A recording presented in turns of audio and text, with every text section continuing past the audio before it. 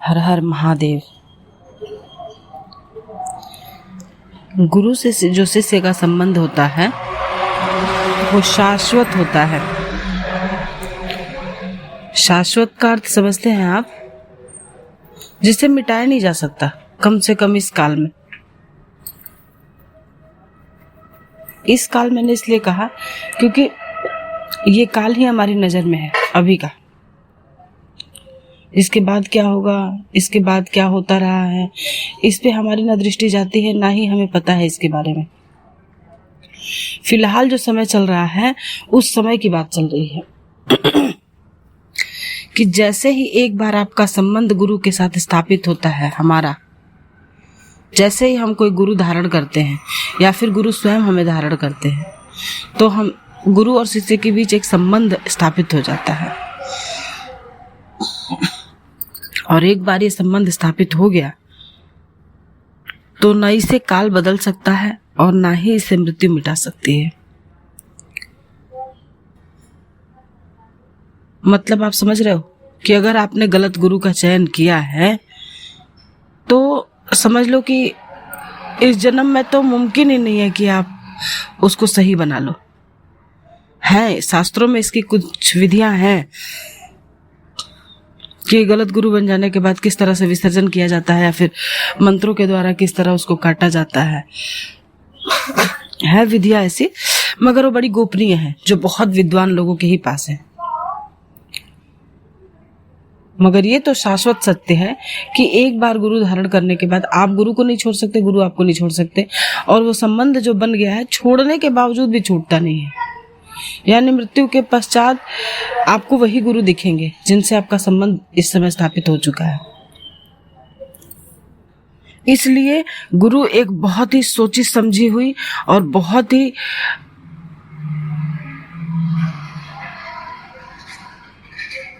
कठिनता से, बहुत ही सजगता से लिया हुआ एक निर्णय है। क्योंकि वो निर्णय ऐसा नहीं है कि हमने कोई कपड़े ले लिए और हमको पहने नहीं पहने किसी को उठा के दे दिया। ये वो स्थिति नहीं है। ये वो स्थिति है जहां पे आपके पास कोई विकल्प ही नहीं बचता। अब आ जाते हैं गुरु को पहचाने कैसे। सबसे अहम प्रश्न होता है गुरु को कैसे पहचाने, क्योंकि हम देख रहे हैं कि हमारे समाज में अनेकानेक गुरु हैं जिनको उठ के चलना भी ढंग से नहीं आया, वो भी गुरु के पद पर आसीन है। मेरे तो हैरत होती है देख करके, मुझे आश्चर्य होता है देख करके कि क्या करूं या फिर हम क्या कर सकते हैं इसमें। परमात्मा की बनाई हुई सृष्टि में हम कैसे दखलंदाजी कर सकते हैं। वरना सच में ये बहुत ही गहनता से सोचने का विषय है कि जिनकी मूछें भी ढंग से नहीं निकली हैं वो गुरु के पद पे आसीन है। कोई जरा उनसे पूछे कि गुरु जैसी आपके पास क्या प्रतिभा है, आपका मानसिक, आर्थिक और ज्ञान का स्तर आपकी क्या है, जरा कोई पूछे उनसे। खैर, हमारा विषय ये नहीं है। हमारा विषय है कि हम गुरु को पहचाने कैसे। अब जो है इतनी भ्रांतियां हैं, इतने चेहरे हैं कि आप उन चेहरों को देख करके भ्रमित हो सकते हो। हम भी भ्रमित हो सकते हैं, हम कोई आपसे भिन्न नहीं है। अब आते हैं ये इस बात पे कि सही गुरु कौन है। इतने सारे गुरु तो दिख रहे हैं, अब इसमें सही गुरु कौन है? जिसके कथनी और करनी में कोई भेद न हो, पहली पहचान वही है। अगर गुरु आपसे कहते हैं सरल रहने के लिए खुद अहंकार में बंधे हुए हैं, तो वो कथनी और करनी में भेद हो गया। अगर आपके गुरु पहनते हैं 25,000 के कपड़े और आपसे कहते हैं सामान्य रहा करो, बढ़िया कपड़े पहनने में थोड़ी ना कुछ रखा है, तो समझ लो कि वो ढोंगी गुरु हैं। मैं यहाँ पर किसी के ऊपर टीका टिप्पणी नहीं करने आई हूँ, मगर महज एक सवाल करती हूँ मैं कि जितने कथावाचक लोग दिखते हैं जो अपने आप को गुरु कहलाने के इच्छुक हैं, उनके वस्त्र देखे हैं आपने? आप देखना और जरा सोचना कि अगर वो 25,000 30,000 या फिर इस तरह के अमाउंट वाले कपड़े पहन रहे हैं या फिर अपने आप को हाई स्टेटस दिखाने की कोशिश कर रहे हैं, तो क्या ये सही है? क्या ये गुरु के पद पे आसीन होने वाली बात है? हो ही नहीं सकती। अब दूसरा प्रश्न इसमें ये भी उठता है कि भाई कपड़ों से क्या लेना देना है। ऐसे बहुत से लोग हैं जो कपड़े भी फटे पुराने पहन लेते हैं और अपना जो है प्रवचन भी करते हैं, सत्संग भी करते हैं, बिल्कुल सही बात है। मगर उनके सिर्फ कपड़ों से थोड़ी आका जाता है कि उनके अंदर प्रतिभा कितनी है। उनके वाणी में जो ओज होता है, जो प्रकाश होता है, उनके क्रियाकलापों को आप देखो कि वो क्या करते हैं, कैसे रहते हैं। उनके पास जितने लोग जाते हैं उतने लोगों में ठीक कितने होते हैं। देखिए, मैंने एक बहुत गहराई से ऑब्जर्वेशन में देखा है कि बहुत से लोग ऐसे होते हैं कि जो अच्छा होने के बाद भी नहीं मानते हैं, है ना। जैसे हम किसी डॉक्टर के पास गए और उसने इलाज हमारा कर दिया, तो हम आएंगे तो हम अपने तक ही ये बात सीमित रखेंगे, किसी को बताना नहीं चाहेंगे। अब इसमें क्या होता है, हमारा निजी स्वार्थ होता है। अरे भैया, इसके पास लोग ज्यादा चले जाएंगे तो हम जो है जाएंगे तो हमारा इलाज ठीक से नहीं होगा, या फिर दिमाग जो है डॉक्टर जो है ज्यादा भीड़ इकट्ठी कर लेगा तो ठीक से इलाज नहीं कर पाएगा। अब न जाने क्या क्या कहते हैं ना कि श्री शंकराचार्य जी ने कहा है, मुंडे मुंडे मतिर भिन्ना, जितने मुंड है उतने मति हैं, है ना। तो अब इस स्तर पर भी जरा सा आप अवलोकन करेंगे अगर, तो जितने लोग डॉक्टर के पास जाते हैं, क्या सब डॉक्टर की तारीफ ही करते हैं या फिर सब डॉक्टर को रिकमेंड ही करते हैं? ऐसा नहीं होता। मतलब ये कि अगर भीड़ भी लगी हो आपके गुरु के पास या फिर जिस तरह के ऐसे व्यक्तित्व के लोगों के पास कि उनके पास भीड़ पड़ी है, तो ये भीड़ भी उनके सही होने का सबूत नहीं है। यानी आपको अपने बुद्धि और विवेक का इस्तेमाल करना है और अपने बुद्धि और विवेक से उसको फाइंड आउट करना है कि हमारे गुरु कैसे हैं। क्या वो सच में सरल है या फिर सिर्फ वो दिखावा करते हैं? क्या वो सच में सामान्य कपड़े पहनते हैं या फिर महज दिखाने के लिए आपके बीच में आए तो सरल कपड़े पहन के आ गए और बाहर गए तो फिर वही हीरो बने घूम रहे हैं? देखा है मैंने ऐसे बहुत लोगों को, तब मैं ये बात कह रही हूँ कि जब प्रवचन करना होगा तब तो धोती कुर्ता पहन के बैठ जाएंगे, कुर्ता पैजामा पहन के बैठ जाएंगे, लेकिन जब जैसे ही उससे आगे निकलेंगे और जींस पहन के घूम रहे हैं। बात ये नहीं है कि आप क्या पहन के घूम रहे हैं, आपके वस्त्रों से आपके व्यक्तित्व का पता नहीं लगाया जा सकता। और सच में जो सिद्ध होगा, जो संत होगा, जो सन्यासी होगा, जो महात्मा होगा, वो वस्त्रों में क्यों फंसेगा? बात ये नहीं है, बात इच्छा की है कि वो किसी मजबूरी में पहन लिए कि या फिर इच्छा के करके पहन लिए, क्या करके पहने, किस तरह की स्थिति रही होगी वो। इसलिए वस्त्र भी पहचाने नहीं जा सकते। यानी गुरु की पहचान करने के लिए हमें उतना ही सूक्ष्म होना पड़ेगा जितने कि गुरु स्वयं होते हैं। अब गुरु स्वयं कितने सूक्ष्म होते हैं? अब इस बात पे भी प्रश्न उठता है, गुरु स्वयं ही कितने सूक्ष्म होते हैं? तो आप एक बात तो निश्चित कर लो कि गुरु की सूक्ष्मता का पता हम में से कोई भी नहीं लगा सकता, कि गुरु इतने सूक्ष्म होते हैं कि उनकी सूक्ष्मता का पता हम नहीं लगा सकते। हमारे में वो गुण नहीं है, हमारे में वो सामर्थ्य नहीं है कि हम गुरु के शक्तियों का, गुरु के जो सामर्थ्य है उसका हम अंदाजा भी लगा सके, उनकी सूक्ष्मता का पता लगा सकते। हमें वो सामर्थ्य नहीं है। ठीक है। अब इसमें भी दो प्रकार के गुरु आते हैं। जो ये पहचान है, इसमें भी दो प्रकार के गुरु आते हैं। एक तो ये कि जो स्वयं ब्रह्म बना देते हैं, और एक जो सिर्फ ब्रह्म का ज्ञान ही रखते हैं। अब ध्यान देने योग्य बात है कि ब्रह्म का ज्ञान रखने वाले तो आपको मिल जाएंगे, बहुत से लोग मिल जाएंगे, मगर वो महज ब्रह्म का ज्ञान ही दे सकते हैं, ब्रह्म नहीं बना सकते। ब्रह्म बनाने वाला तो सदा से एक ही रहा है और एक ही रहेगा। वो जब ब्रह्म बनाता है तो किसी को अपने में समाहित कर लेता है। उम्मीद है आप बात समझ रहे होंगे, ठीक है। तो इस स्तर पर भी गुरु को नहीं पहचाना जा सकता, क्योंकि गुरु की सूक्ष्मता का पता हम नहीं लगा सकते। अब देखो, सही गुरु होगा तो आपको परमात्मा की तरफ ले जाएगा, परमात्मा के पास जोड़ेगा। गुरु झूठ बोल रहा है, सच बोल रहा है, ये नहीं देखना है हमें। गुरु की परीक्षाओं का पता हम नहीं लगा सकते। याद है, एक बार एक कथा है, उस कथा में ना मैं गुरु का नाम बता रही हूँ ना मैं शिष्य का नाम बता रही हूँ, मैं सिर्फ आपको वो कथा बता रही हूँ कि एक गुरु थे जिनके पास शिष्यों की भीड़ लग गई थी। अब उन्होंने देखा कि इतनी भीड़ लगी है और मैं पाठ नहीं कर पा रहा हूँ। गुरु ने सोचा ऐसा, मुझे समय नहीं मिल रहा है और मैं अपना ज्ञान किसे दूं, इतने सारे लोग हैं, इनमें से किसको दूं। तो उन्होंने एक योजना बनाई और वो जो है सारे शिष्यों को लेकर निकले। वहां से निकले तो आगे चलते चलते चलते चलते उन्होंने देखा कि सब लोग चल ही रहे हैं, तो आगे वो एक शराब की दुकान पे रुके और उन्होंने वहां से शराब ले लिया। अब जो 100 शिष्य खड़े थे उनमें से सोचा, रहे गुरु शराब, ये तो अति ही हो गई।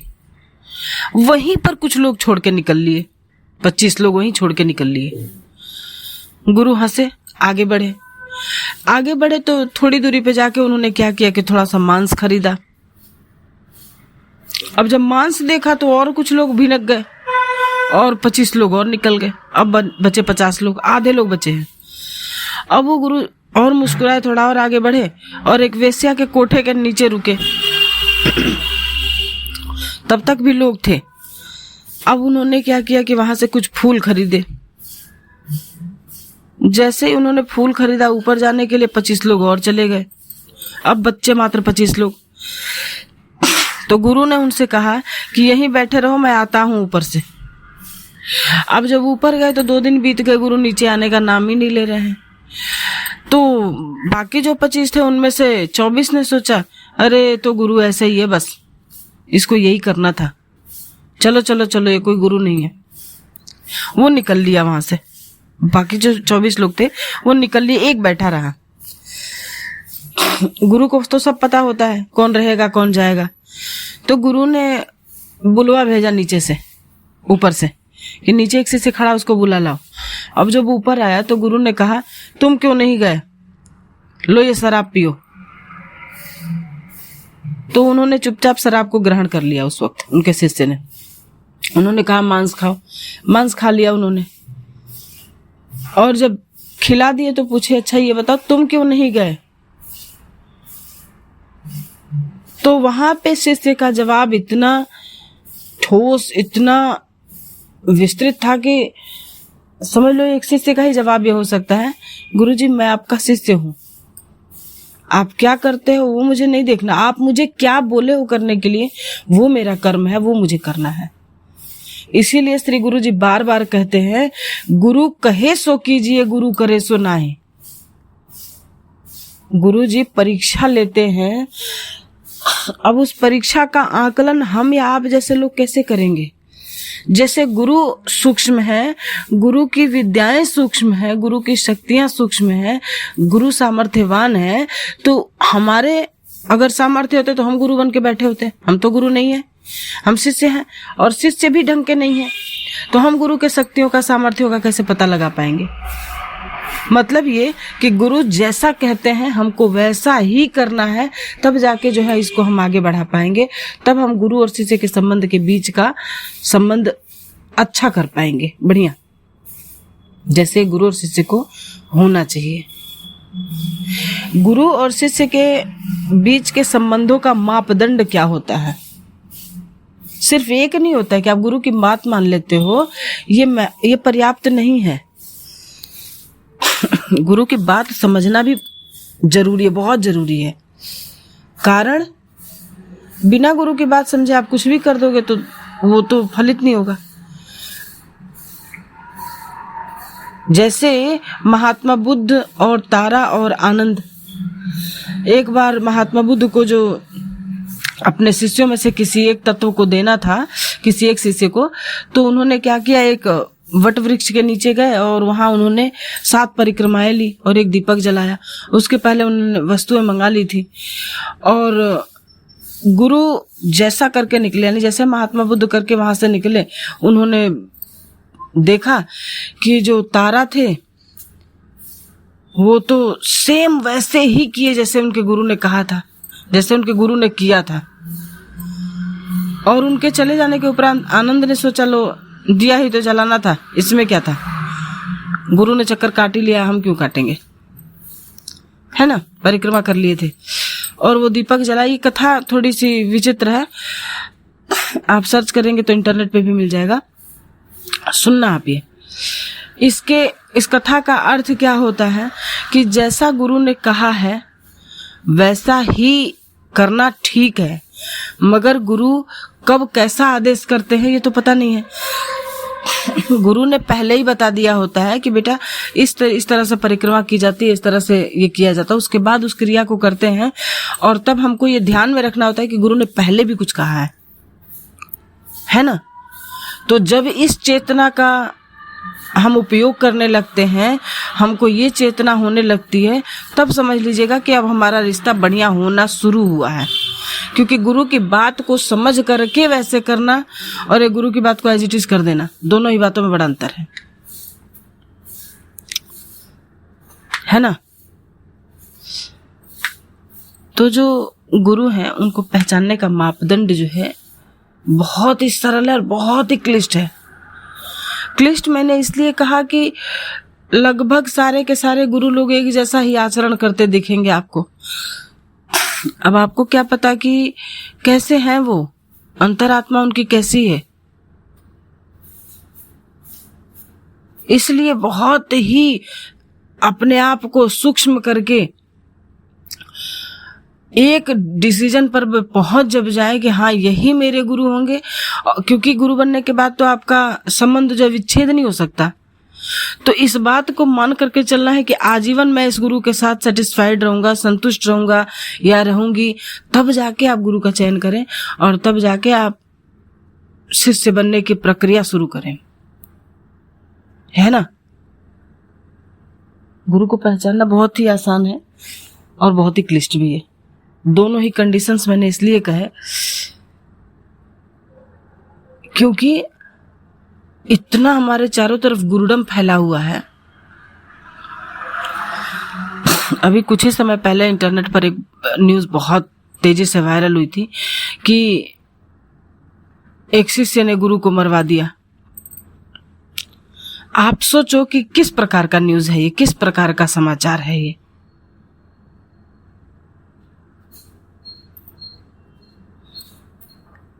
मतलब कहाँ मानसिकता जा रही, क्या गुरु मतलब क्या।